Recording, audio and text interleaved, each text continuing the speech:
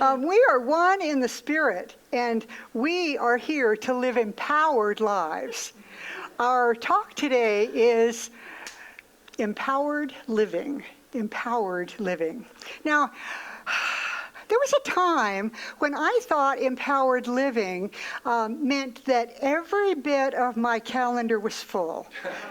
Now, I was doing some, I was doing some good stuff, helping some people, working on some great projects. But if there was a space in my Franklin planner, that was way before I had my calendar on my phone, then I felt just fine about filling it. Let's just fill that up. It made me feel empowered and important. Ego stuff, right. But, it was the Energizer Bunny kind of empowerment, where I would just keep going and going and going and going and going and going. And somehow, just being busy felt empowering. Tiring, but empowering. Though when the Energizer Bunny runs down, it's all over. But that's another talk. So what is real empowered living? It's fulfilling our God-given potential. Our real empowered living is living the lives that we have come to live as joyful, as being free, as deciding what we want in our lives, feeling like we're making our own choices and not having somebody or something outside of us make choices for us. It's being strong and safe and confident and in control of our own happiness. Now, notice that I didn't say in control of everything that happens in our lives. Yeah. But we are in control of our own happiness. And what could be more empowering than that? And then, of course, we get to look at, what's the opposite of empowered living? And that would be victimhood. Victimhood. It's feeling like the quality of your life is being affected by someone or somebody else.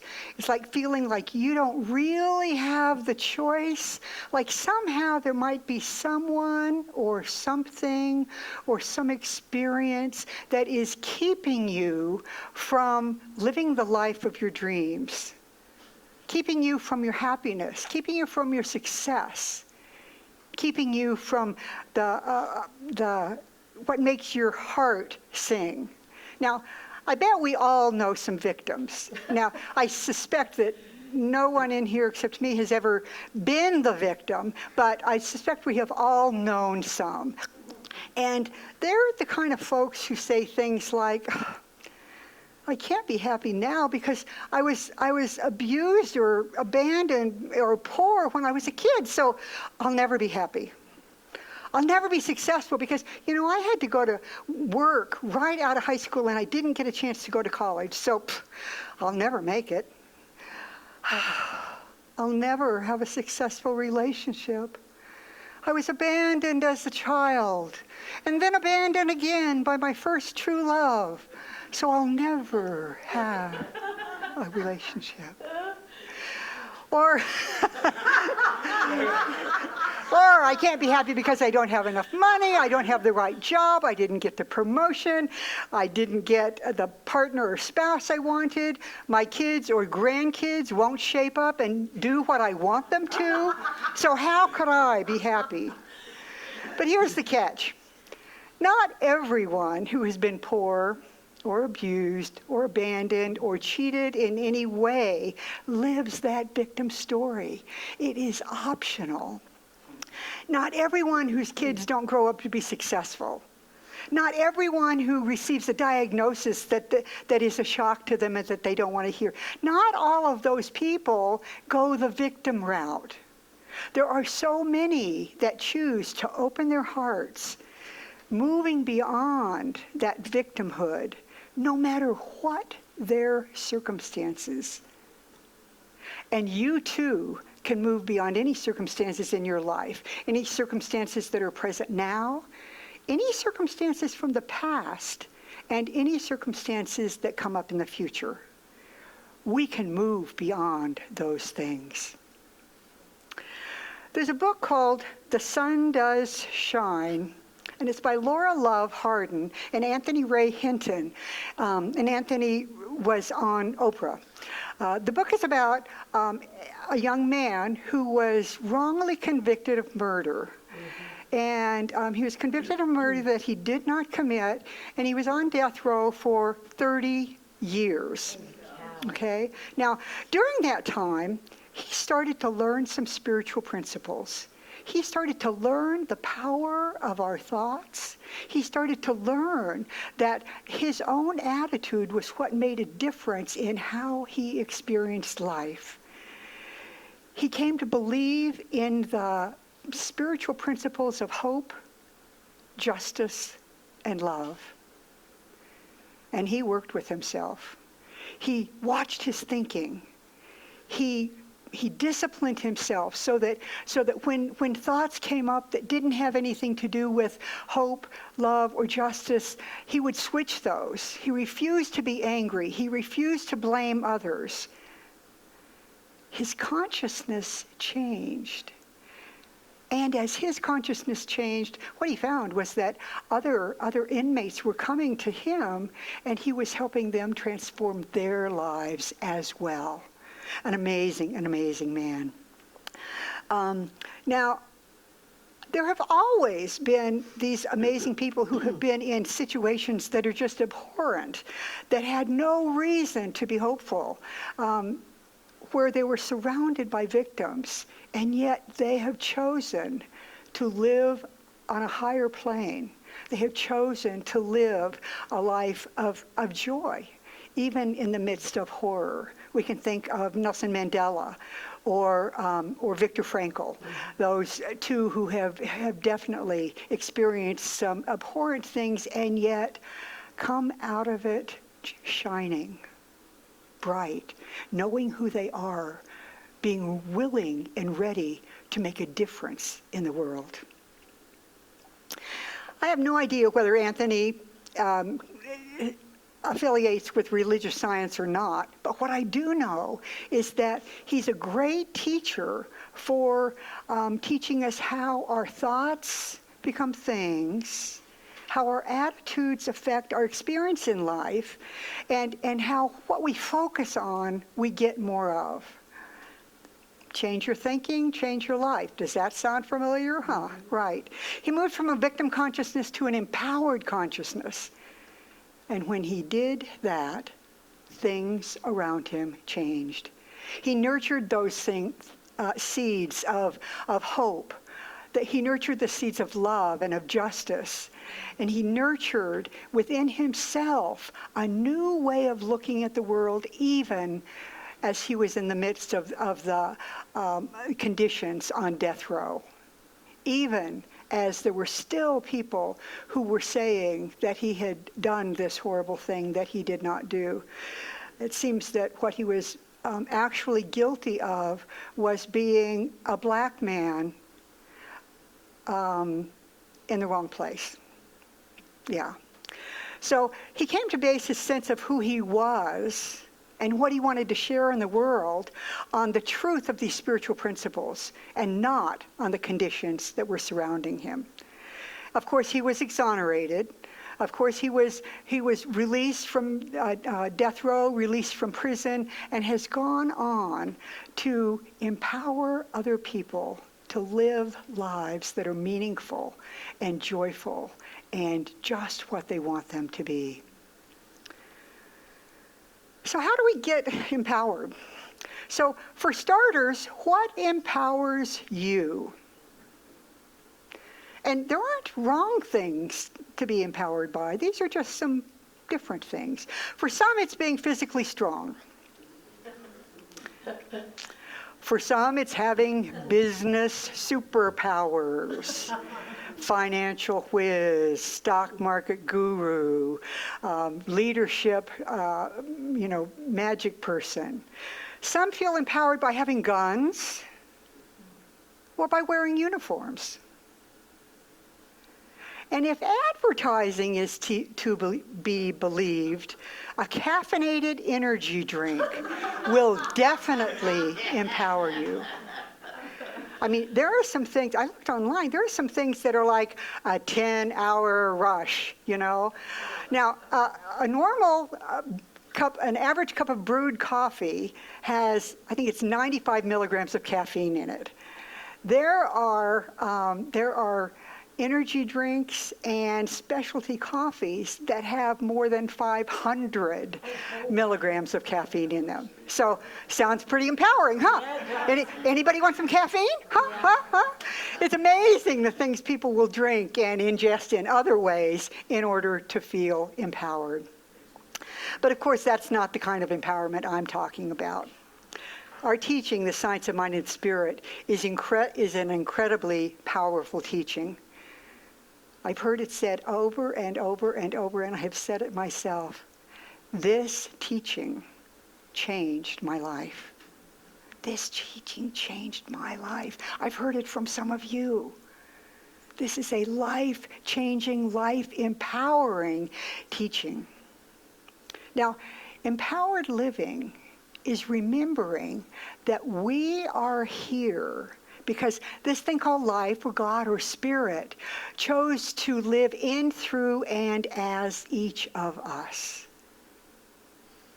We would have no life without this God essence. We wouldn't be, nothing would be here. But remembering that helps us to empower our lives. It helps us to remember and claim divine qualities. You know, those divine qualities like love and compassion and joy and all of those wonderful things that make such a difference in our life as we share them with other people and as we allow them to come into us and bless us. The more we remember those qualities of the divine, the more empowered our life will be. Absolutely. So, are you living an empowered life? Do you want to live, this is the important question, do you want to live a more empowered life? Yes. Yes. Do you want to have more choice about the quality of your life, the quality of your experience, about how happy you are and how prosperous you feel? Yes, of course you do. Now, the truth is that we are already at choice.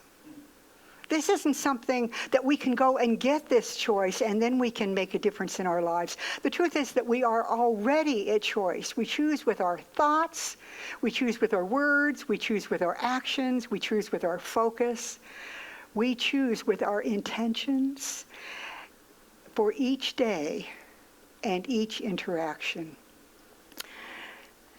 No, this isn't in my notes, but this morning when I was reading the Guide for Spiritual Living, Science of Mind magazine, I ran across two things that I wanted to read. The first is a quote from today's reading, and it's by Eleanor Roosevelt. In the long run, we shape our lives and we shape ourselves. The process never ends until we die. So if you think you're done, not. Okay. The choices we make are ultimately our own responsibility. Your choices are your responsibility. Something else I want to read, especially since we've got Eugene here. Now, I know I remind you every once in a while, but Eugene does the personal affirmations in the magazine every month. He's done this for, I think, 903 years. Yeah. And it's one of the things that inspires me greatly. And so I want to read just the first part of one of his things. It's about freedom. You and I, we have the liberty to create whatever we put our minds to. This freedom is not only a gift and a privilege, it's a responsibility. Let us take this responsibility seriously and create peace, joy, and harmony. You up for that? Yes. Okay. Thank you, Eugene, for doing this for me every month. Because it is just for me, right?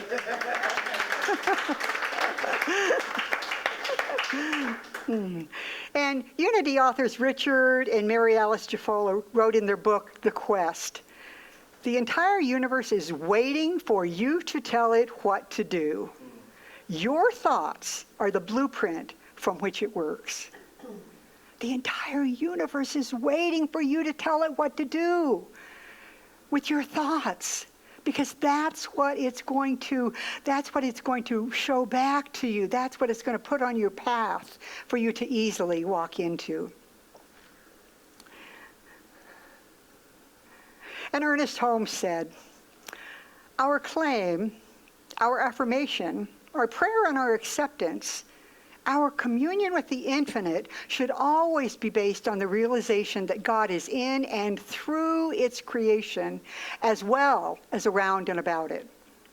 When we make this claim, we are not speaking from the standpoint of the little isolated ego that we appear to be, but rather we are acknowledging, accepting, and agreeing with a perfection that already exists.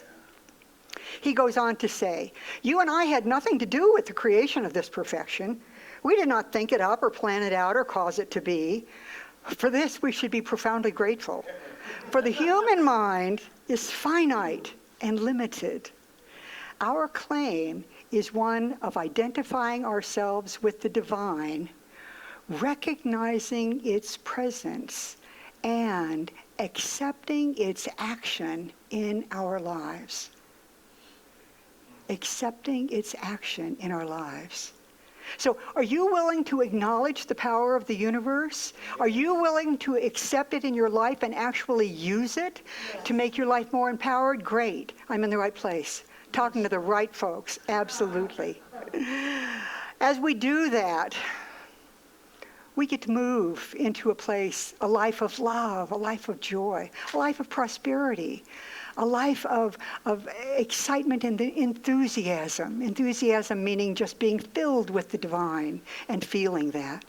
When we express the qualities, the divine qualities of love and compassion, of abundance and creativity and joy, we are allowing Spirit to express through us, as us, in its most magnificent way. That is what this teaching is about. That is what we are here for. That is what we get to take into our week, what we get to take into our life. So let's read our affirmation together again. Remembering that Spirit lives in, through, and as me, I am empowered to live a life of love, joy, and gratitude. Once more. Remembering that Spirit lives in, through, and as me, I am empowered to live a life of love, joy, and gratitude. I invite you to take that affirmation home. I'm not going to pray yet. Get your fingers off the keyboard. I'm not done talking. You just fooled me. Yeah. Now, an empowered life doesn't mean that you're never going to get sick or never going to have any disappointments or challenges. You know, life just doesn't work that way. In fact, sometimes it's our human challenges that put us on the path of learning to live in a more empowered way. There are some really inspiring people in my life. You're one of them, Eugene. Karen, you're one of them. Leanne Goff, you are one of them. Yes. Now, I checked with Leanne a week or so ago and said, can I talk about you? Because I wouldn't be talking about her unless she gave me her permission. And she said, sure, why not? Right. So Leanne is one of the most inspiring people in my life. She's creative and positive and enthusiastic.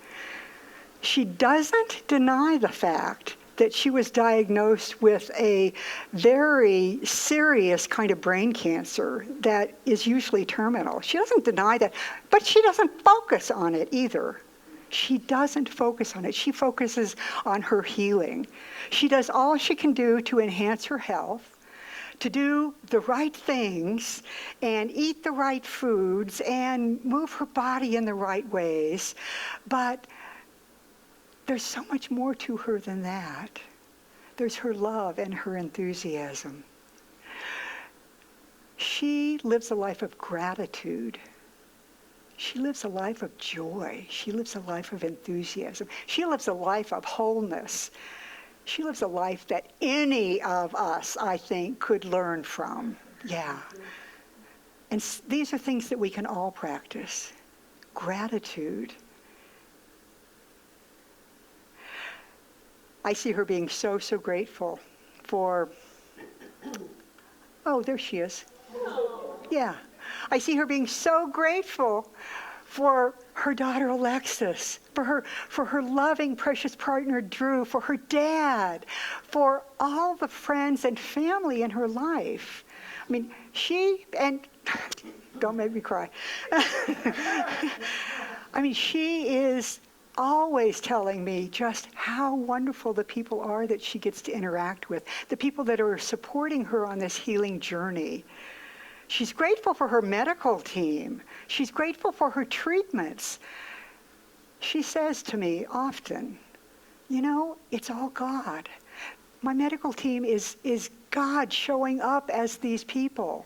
These treatments that I receive, this is God.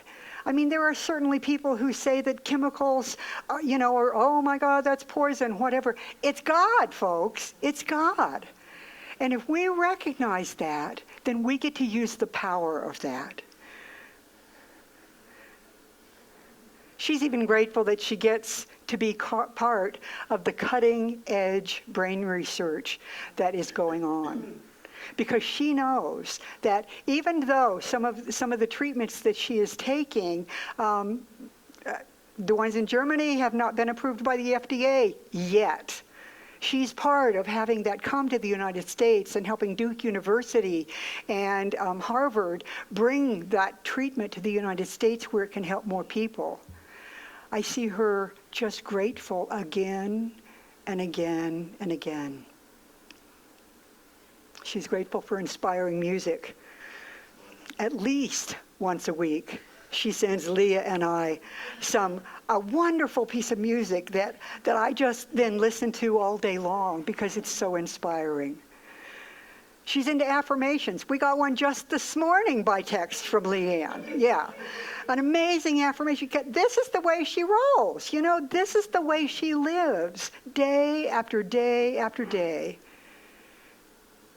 And I've heard her say that she's even grateful for this healing journey that she's on. She didn't consciously choose it, of course, but she's even grateful for all that it has brought her. She's eager and willing to live fully in each moment. In fact, there are times that she does remind me of the Energizer Bunny. And she inspires and empowers other people.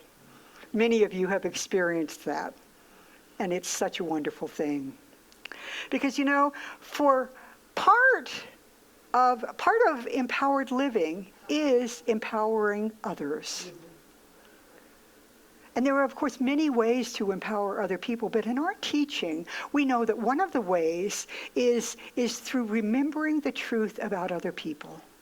Remembering the absolute truth that they are expressions of the divine, that everybody we see, even those people that push our buttons and that irritate us, everybody we see is an expression of the divine here on their own path with their own stuff to do.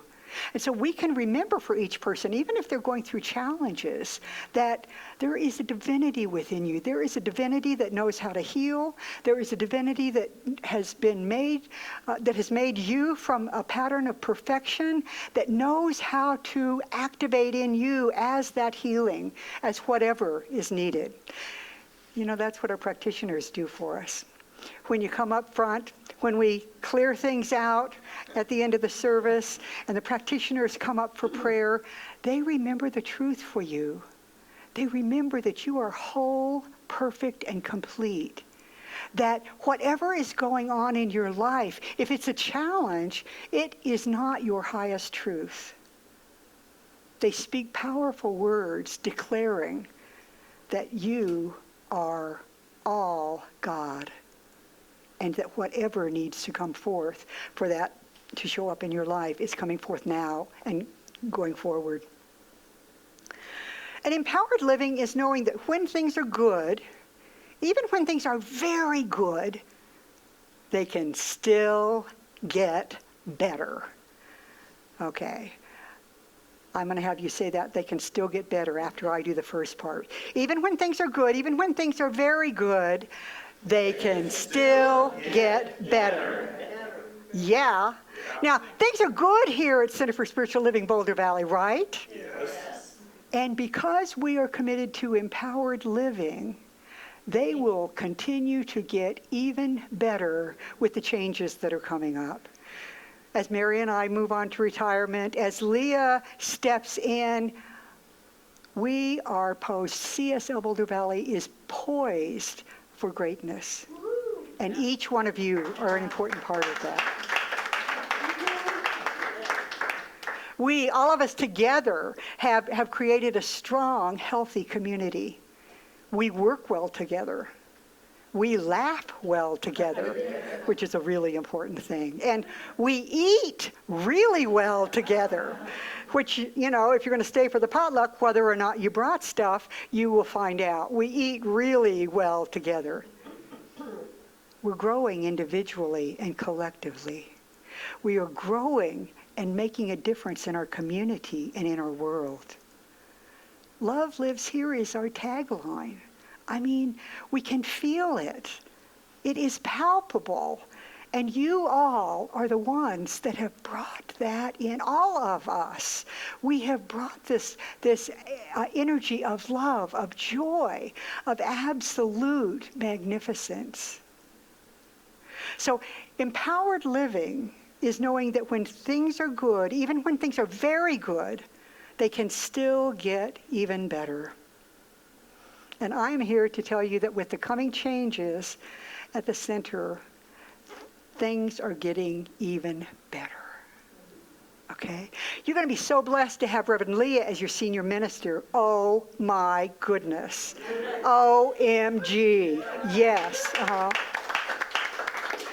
With her leadership and her ideas and her amazing open heart, this center will grow and thrive in magnificence.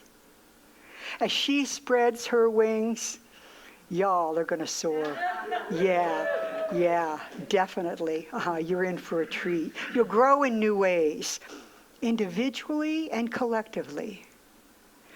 Your lives will deepen, and your ability to impact other lives will grow. Are you up for that? Yes. Yeah? Okay. As each of your lives are empowered, you continue to empower the life of this spiritual community. As you live an empowered life, you are a blessing to the world. As you live your empowered lives, you have been a blessing to me. You have been a blessing to each other. You've been a blessing to the world. Thank you. Thank you. So now let's take this into prayer. As practitioners, stand with me in high consciousness.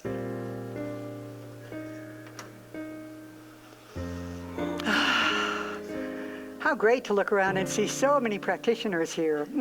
Sweet, sweet, sweet. I am grateful. I am so, so grateful. Grateful for this day, grateful for this service, grateful for each one here, grateful for those who didn't make it this morning and are off having adventures. Grateful for this spiritual center.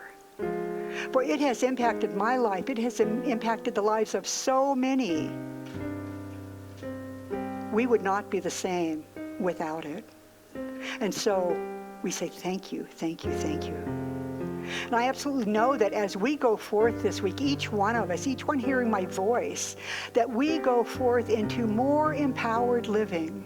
We go forth remembering that we are made of godness, that every bit of us is made of spirit, divinity.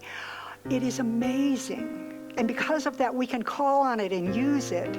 We can claim it, and so we do.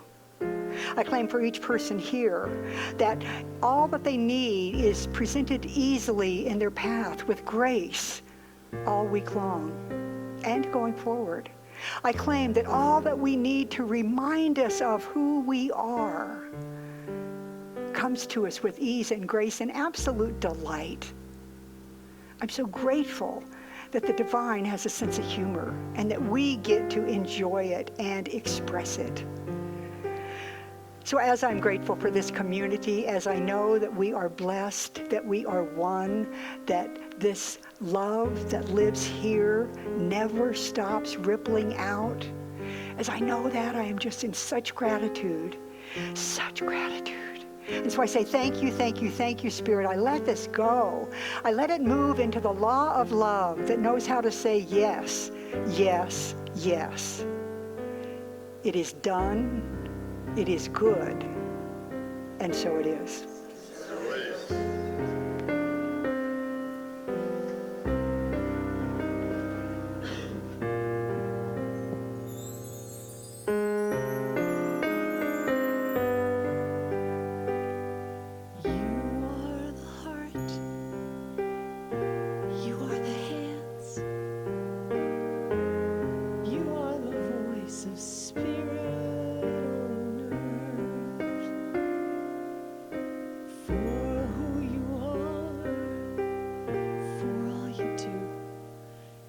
Blessing to this world.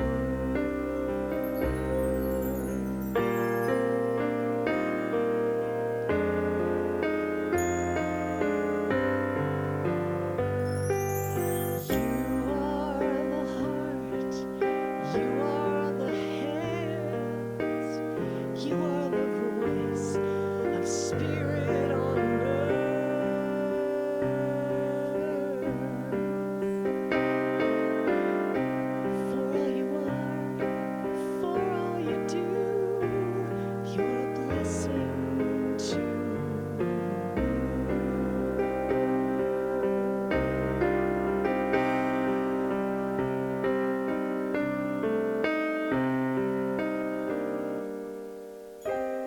You are the heart, you are the hands, you are the voice of spirit on earth. For who you are, for all you do, you're a blessing to